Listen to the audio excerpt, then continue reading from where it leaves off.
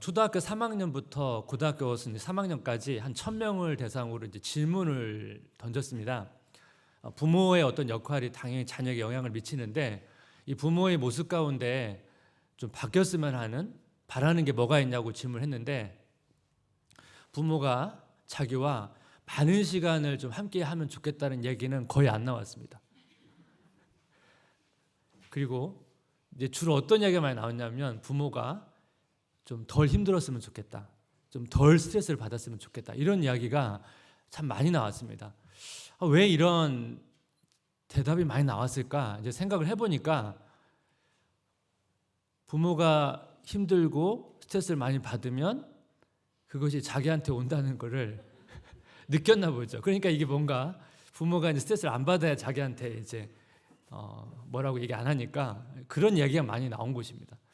근데 이 내용을 곰곰이 생각하면서 여기엔 또 자녀들이 모르는 게 있죠. 부모의 스트레스 가운데 자녀로부터 오는 스트레스가 좀 많이 있잖아요. 이런 부분이 있기 때문에 사실 이 설문 대답으로 이제 자녀들의 마음을 읽을 수 있지만 또 자녀들이 모르는 영역이 또한 있습니다.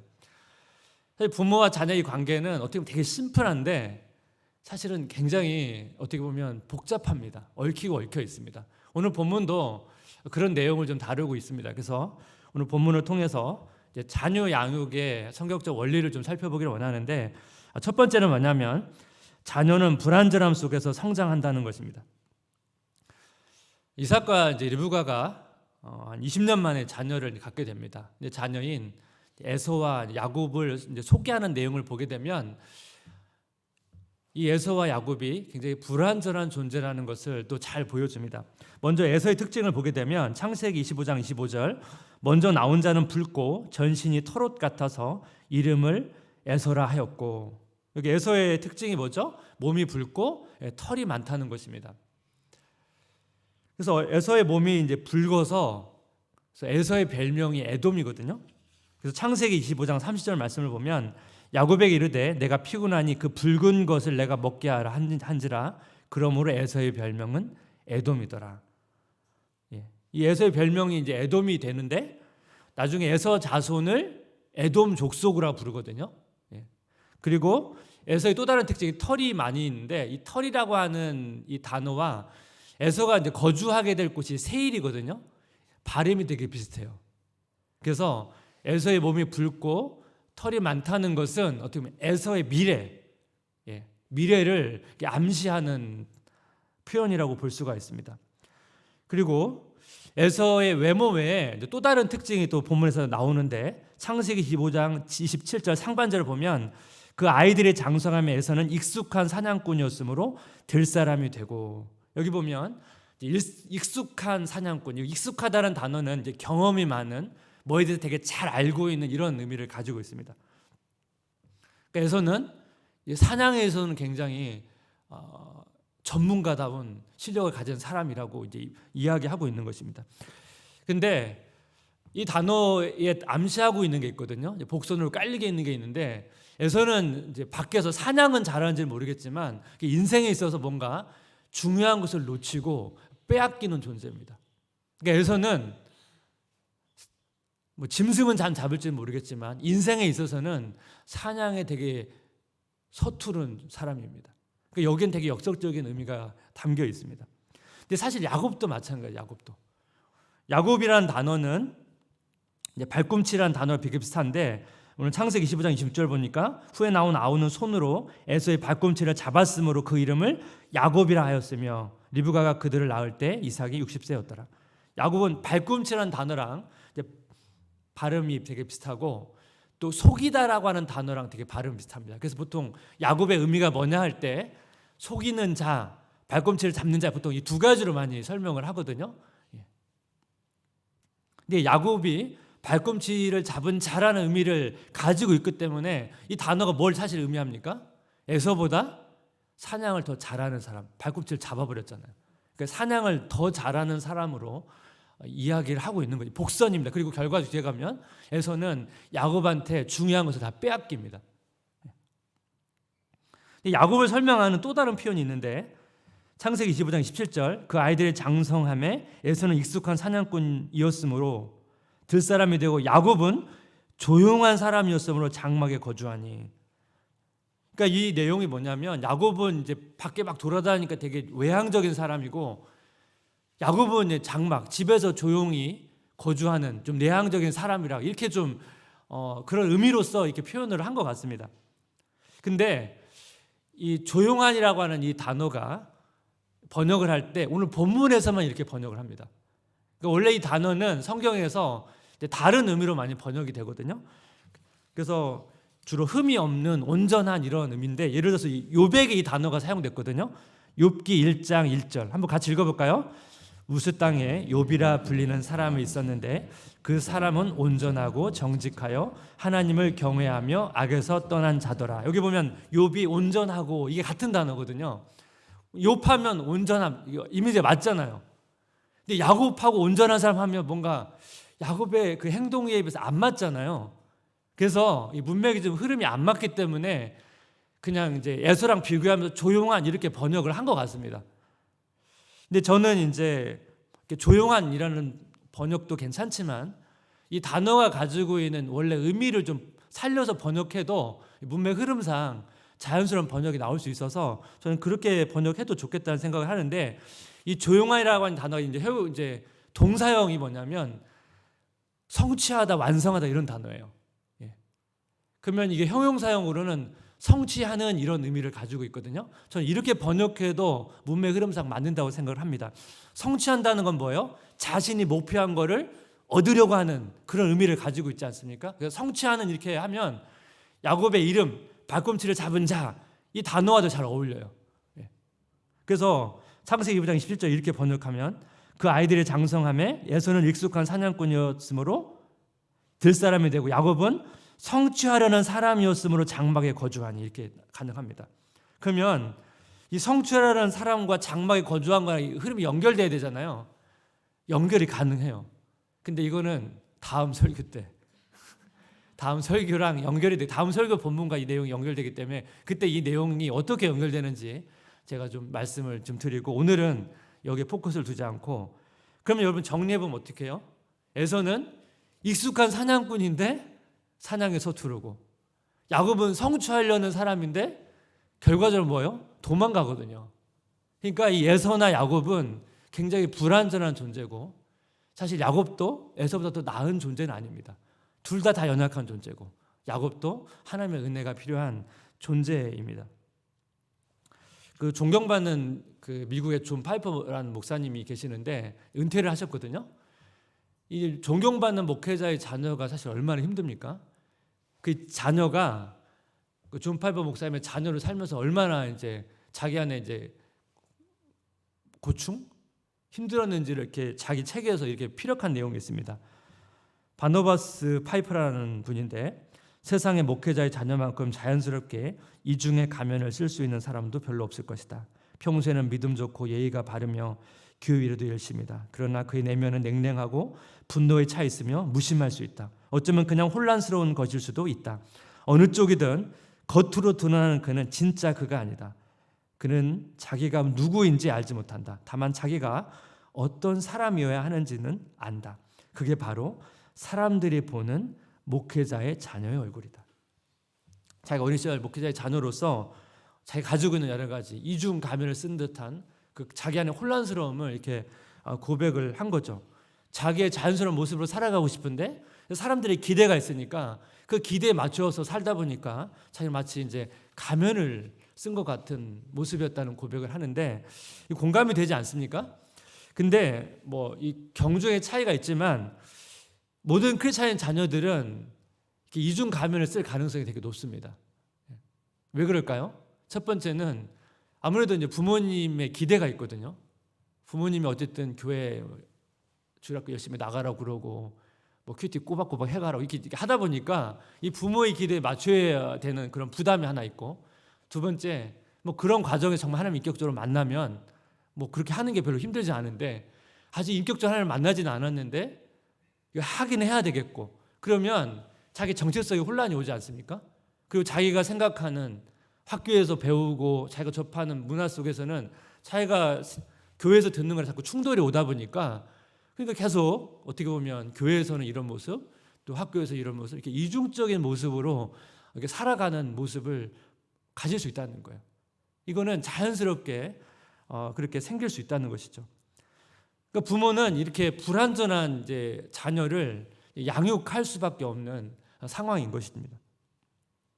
그래서 부모가 자녀를 향해서 뭐 영적인 부분이든지 또 뭐 그냥 개인적인 어떤 자녀를 향한 기대든지 간에 왜 이것밖에 못하나가 아니고 너도 정말 하나님의 은혜가 필요한 연약한 죄인이구나, 이런 시각이 이제 필요하다는 것입니다. 그래서 어떻게 하면 이 자녀를 바꿀까, 이런 관점보다는 이 자녀가 어떻게 하면 이 하나님의 은혜를 알고 또 하나님의 은혜 속에서 성장할 수 있을까, 이러한 관점에서 이제 도와줘야 된다는 것입니다. 그것이 하나님께서 이제 부모에게 맡겨주신 첫 번째 청지기의 역할이거든요.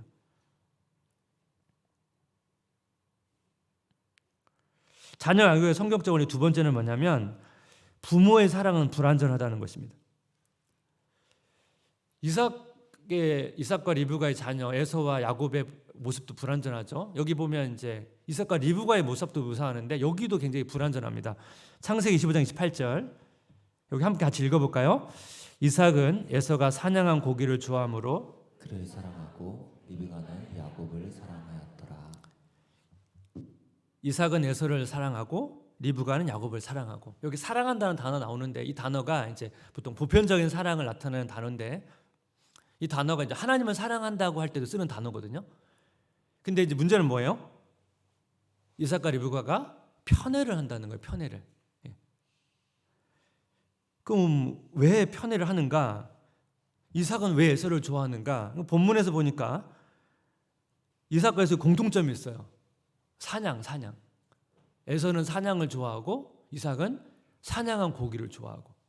요즘으로 말한다면 에서가 산에 가서 멧돼지를 잡아와가지고 멧돼지를 바로 잡아서 삼겹살을 구워 먹는 거 얼마나 맛있겠습니까? 그러면 그게 서로 공감대가 있잖아요. 그런 부분에서 그 이삭과 에서는 서로 그 공감대가 형성되는 게 있어요. 근데 오늘 본문을 보면 리브가가 야곱을 사랑하는 공감대의 내용이 없어요. 예. 그럼 여기는 그럼 리브가는 왜 야곱을 편애했지? 없는데 좀 성경 전체를 놓고 창세기 전체를 보고 보면 가능한 게 있습니다. 뭐가 비슷하냐면 야곱은 자기가 목표라는 걸 얻고 싶은 존재거든요. 리브가도 되게 비슷해요. 리브가가 여러분 어떻게 이삭의 아내가 됩니까? 아브라함의 종이 왔거든요. 근데 여러분 그 리브가가 그 상황에서 결정해서 그냥 떠나요, 집을. 여러분 그게 쉬운 게 아니에요. 그 과감한 선택과 결정. 여러분 보통 여러분 그 도전적인 사람이 아니면 쉽지 않지 않습니까? 그리고 나중에 이 리브가가 야곱을 도와주거든요. 아주 적극적으로 도와줍니다. 굉장히 목표지향적인 사람이에요. 그래서 리브가는 야곱을 보면서 자기를 또 발견하는 거예요. 자기를 닮았잖아요. 공감대가 있는 거예요. 그래서 이 이삭과 리브가는 자연스럽게 이 에서와 야곱을 편애합니다. 이 성경을 보면 편애하는 내용들이 좀 있습니다. 창세기 보면 야곱이 나중에 자녀를 많이 낳는데 요셉을 편애합니다. 그래서 나중에 이제 형제들이 시기 질투해가지고 결국 요셉이 이제 노예로 팔려가는데 창세기 37장 3절 4절 요셉은 노년에 얻은 아들이므로 이유가 나오죠. 이스라엘이 야곱이 여러 아들들보다 그를 더 사랑함으로 그를 위하여 채색옷을 지었더니 그 형들이 아버지가 형들보다 그를 더 사랑함을 보고 그를 미워하여 그에게 편안하게 말할 수 없었더라. 샬롬이라는 말을 안 했다는 얘기예요. 야곱의 연약함이죠. 본인이 부모로부터 편애를 받았고 자기도 자기 자녀들을 편애하는. 누가복음 15장에 보게 되면 탕자의 비유가 나오잖아요. 전에도 한번 제가 설교 때 이제 이 탕자의 비유를 언급한 적이 있는데 이 첫째 아들이 아버지에 대해 되게 불만을 표시하는데 아버지가 불만을 표시하는 그 이유가 뭐냐면 아버지가 둘째 아들을 편애한다는 얘기예요. 누가복음 15장 29절 30절 여기 한번 같이 읽어보겠습니다. 아버지께 대답하여 이르되 내가 여러 해 아버지를 섬겨 명을 어김이 없거늘 내게는 염소 새끼라도 주어 나와 내 벗으로 즐기게 하신 일이 없더니 아버지의 살림을 창녀들과 함께 삼켜버린 이 아들이 돌아오매 이를 위하여 살찐 송아지를 잡으셨나이다. 예. 지금 동생과 자기를 비교하죠. 아버지께서 자기한테는 잔치 한번 해준 적이 없는데 완전 이 집안을 이 불명예를 안겨준 이 동생한테는 이 잔치를 벌여준다는 거예요. 아버지는 공평하지 못하는 거죠. 아버지는 왜 이 둘째 아들만 편애하십니까? 지금 이 얘기를 하고 있는 거거든요. 근데 여기에는 모순이 존재해요. 그러면 이 아버지가 진짜 편애한 거냐? 그렇지는 않습니다. 이거는 그 첫째 아들의 잘못된 시선이에요. 왜냐하면 지금 아버지가 둘째 아들한테 잔치를 베풀어 준 거는 그 당시에 이제 지금 둘째 아들이 좀 떠났잖아요. 이렇게 이거는 굉장히 그 아버지의 명예를 훼손시키는 일이고 동네를 만신시키는 일이에요. 그래서 그 당시에 이런 자녀들은 돌로 쳐서 죽일 수가 있었습니다. 그러니까 사실 아버지가 이게 잔치를 벌여주고 둘째 아들을 위해서 한 것은 뭐냐면 이 아들의 명예가 회복된다는 것을 보여줘야 됐거든요. 그래야 이 자녀가 이 동네에서 생활을 할 거 아니에요. 생활을. 근데 첫째 아들은 그런 관점이 아닌 거예요. 아버지의 마음을 이해하지 못해요. 자기가 더 공의롭다는 거예요. 아버지는 공의롭지 않다. 자기가 더 공의롭다. 그런 이야기를 하고 있는 거예요. 아버지의 결정은 공의로운 결정 아니다. 공평한 결정 아니다. 이렇게 지금 말하고 있는 것입니다.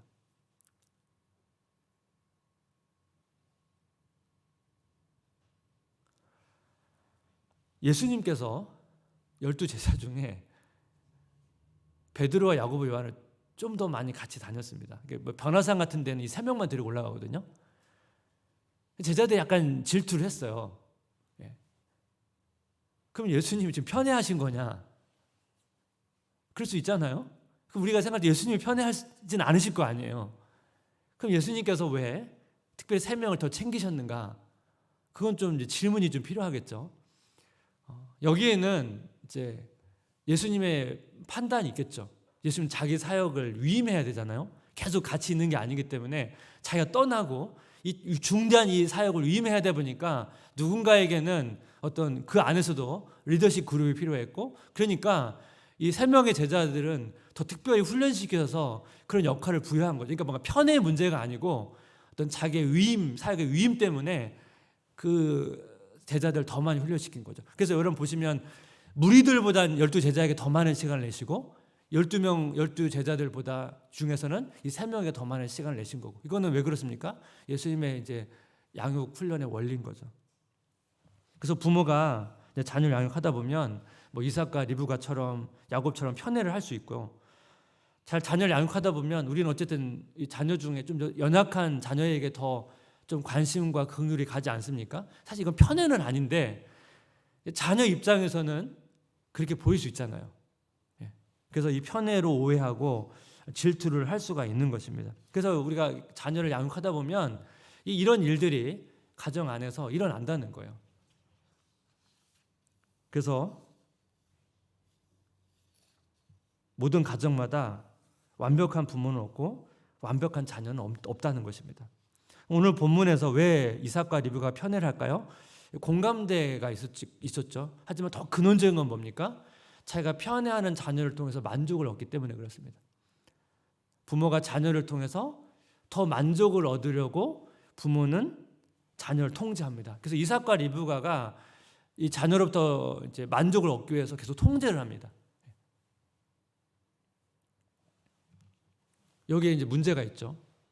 부모는 하나로부터 얻어야 될 만족을 자녀로부터 얻으려고 하고, 자녀도 하나로부터 얻어야 될 만족을 부모로부터 얻으려 하고, 서로 다 부모나 자녀 다 불완전한데 결국은 서로가 만족을 다 채워줄 수 없는데 다 서로가 그런 만족을 바라고 기대하기 때문에 여기서부터 이제 우리 안에 이제 어려움이 존재하는 것이죠. 그럼 어떻게 해야 됩니까? 우리가 어떻게 하면 이런 관계들로부터 벗어날 수 있겠습니까? 예수님과 우리의 관계를 봐야죠. 예수님과 우리의 관계. 예수님이 우리를 어떠한 관계를 맺으시는가. 예수님이 우리를 존재로 사랑하시거든요. 존재로 사랑하시고, 그러니까 우리 어떤 행한 결과를 가지고 우리를 사랑할지 사랑하지 않을지를 결정하지 않습니다. 만약에 우리의 어떤 행동이나 어떠함을 가지고 우리의 만족을 얻기로 결정하셨다면 예수님은 엄청난 상처를 받으셨을 거예요. 근데 예수님은 그렇게 하지는 않으십니다. 우리를 궁극적인 만족의 대상으로 보지 않으세요. 그래서 예수님께서 우리를 너무나 사랑하시지만 우리의 관계 속에 되게 자유함이 있으세요. 이게 되게 중요합니다. 너무나 사랑하지만 자유해야 돼요. 이게 제일 어려운 겁니다. 이게 우리가 훈련해야 될 거. 우리는 너무 사랑하면 그 사랑한 만큼 그 사랑 내 대상으로부터 뭐예요? 바라는 게 있거든요. 더 만족을 받기를 원하거든요. 이거로부터 자유해야만 우리가 관계에서의 어떠한 만족을 누릴 수가 있죠. 그래서 예수님은 우리로부터 자유하시다는 건 뭐냐면 이런 거예요. 예수 우리를 사랑하시고 그 사랑을 내어주심을 통해서 자기 자신을 기꺼이 내어주심을 통해서 만족을 하는 거죠. 그러니까 우리의 어떤 반응을 통해서 만족을 얻는 게 아니라 자기 자신을 내어주심을 통해서 거기서 만족을 얻기 때문에 우리의 반응을 떠나서 만족하시는 겁니다. 그러니까 자유로우신 거예요. 우리의 반응에 대해서. 그래서 우리가 부모로서 자녀를 향해서 이 자녀가 우리의 만족의 대상이 아니고 우리가 기꺼이 우리 자신을 내어주는 사랑의 대상으로서 기꺼이 내어줌을 통해서 만족하는 그런 대상이 될 때 우리가 그 자녀로부터 조금씩 사랑하지만 자유할 수 있는 부분이 있는 것입니다. 그래서 이것을 우리가 평생 훈련해야 되는 것입니다. 저도 이제 두 딸이 있는데 첫째가 저를 닮았고요. 둘째는 이제 저희 아내를 닮았습니다. 성향이 서로 닮은 것도 있지만, 근데 제가 돌아보니까 저는 첫째를 더 잘 이해하고 아내는 둘째를 더 잘 이해하고, 그래서 그런 부분에서 통하는 게 있잖아요. 제가 시기마다 상황에 따라서 저도 이렇게 내가 공평하게 두 딸을 사랑하려고 애를 쓰지만 제 자신을 돌아보면 그렇지 않았던 적이 있었다는 걸 발견하게 돼요. 그게 뭐 부모로서의 연약함이고 저도 뭐 연약한 존재이니까 그러면서 기도하게 되는 거죠. 연약한 내가 연약한 이 자녀들을 야육한다는 거잖아요. 이거 사실 이게 되게 어려운 건데 하나님께서 왜 이 연약한 부모가 연약한 자녀를 야육하게 하셨을까요? 이게 되게 신비잖아요. 하나님의 관점은 모험이잖아요. 저는 여기에 하나님의 원리가 있다고 생각해요. 완전하신 하나님을 의지하는 거죠. 완전하신 하나님을 의지하고 우리 자녀를 야육하는 거예요. 그러면 불완전한 우리의 부모의 모습이 있다 할지라도 그 불완전한 부모의 모습을 채워주시는 하나님을 우리가 경험하기를 바라시는 거예요. 하나님께서 채워주시고 그 불완전한 양육 속에서 온전케 하시는 하나님의 은혜를 보게 하는 것, 이것이 하나님께서 우리에게 자녀 양육을 맡기신 중요한 원리라고 생각합니다. 그래서 오늘 수제분교회 모든 가정마다 이 완전하신 하나님을 또한 의지하고 예수님의 기꺼이 내어주시는 그 사랑과 또 그 속에서 누리시는 이 자유함을 이 가정 안에서 또 맛보고 누리시는 그런 축복이 있으시기를 주님의 이름으로 기도하고 축복합니다.